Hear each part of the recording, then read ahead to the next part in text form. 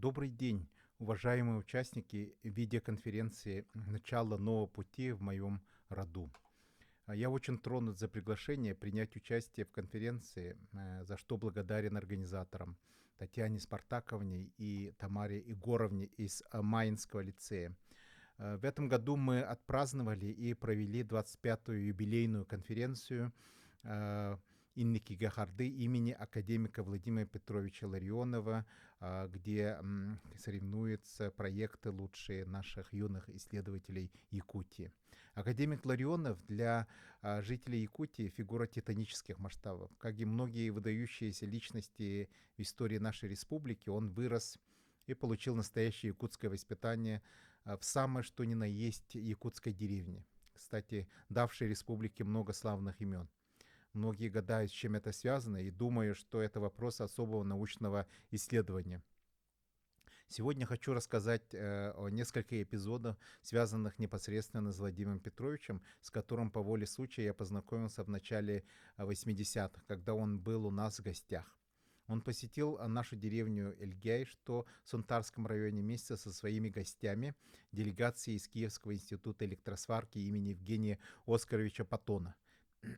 Главным гостем был член-корреспондент Академии наук Украинской ССР профессор Владимир Иванович Труфяков, один из основателей научного направления хладостойкости металлов, низколегированных стали и сплавов, методов сварки в условиях низких температур.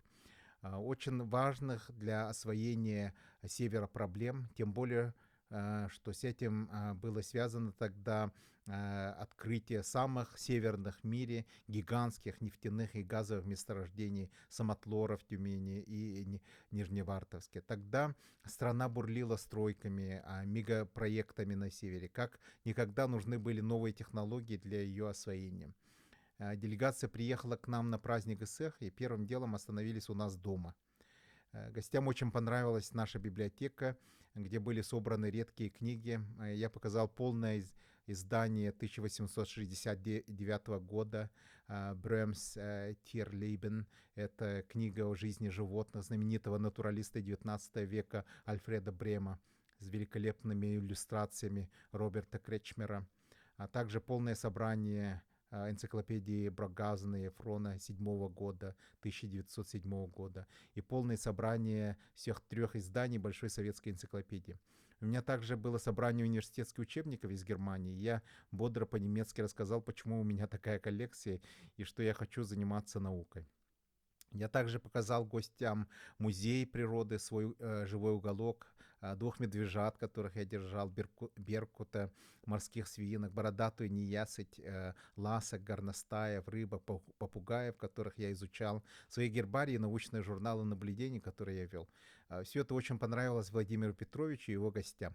Они дали мне свои адреса, и я потом с ними переписывался. Даже отправлял в качестве подарка по почте елки на Новый год. Потом я встретился с профессором Ларионовым совершенно случайно через год на Даниловском рынке в Москве. Я оказался в Москве для участия в Олимпиаде МГУ, а также я должен был через день рассказать о своих научных исследованиях на биофаке МГУ.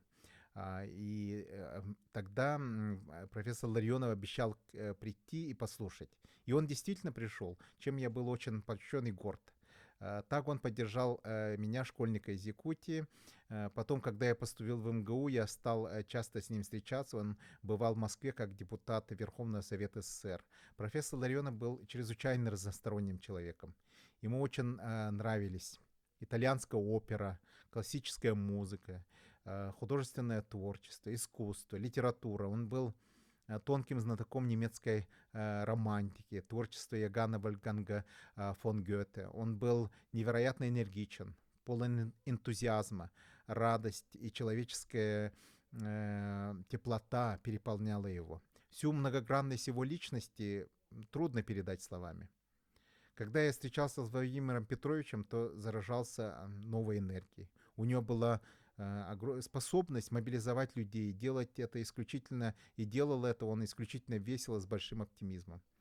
Затем в 90-е годы я увидел профессора Ларионова как крупнейшего организатора науки. Он был избран председателем Якутского научного центра Сибирского отделения Российской академии наук.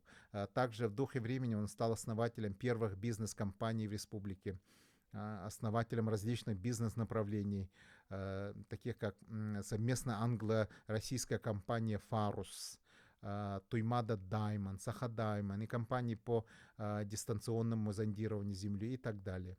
Одним из идей Владимира Петровича было создание большого бизнес-холдинга под названием Туймада, где под одним зонтиком были бы сосредоточены различные передовые бизнесы, такие как внешнеторговая фирма Туймада, Туймада Даймонд и другие, где, по его мнению, высшим менеджментом должен был состоять из талантливых молодых людей, имеющих математическое образование.